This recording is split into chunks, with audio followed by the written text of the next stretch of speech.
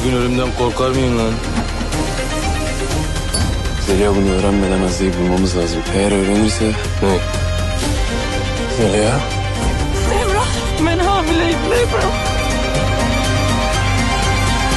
Sahipsizler dizisinin senarist fanları sevindirdi.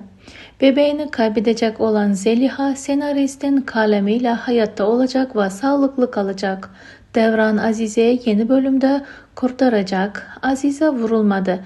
Azize'nin hamilelik haberi ailesiyle arasını düzelmesine yardımcı olacak. Azize'nin kaçırılmasında Hazar yardım etti ve bu gerçek çok geçmeden ortaya çıkacak ve Devran Hazar'ı cezalandıracak. Azize hastaneye kaldırılacak ama bu durumda problem olmayacak.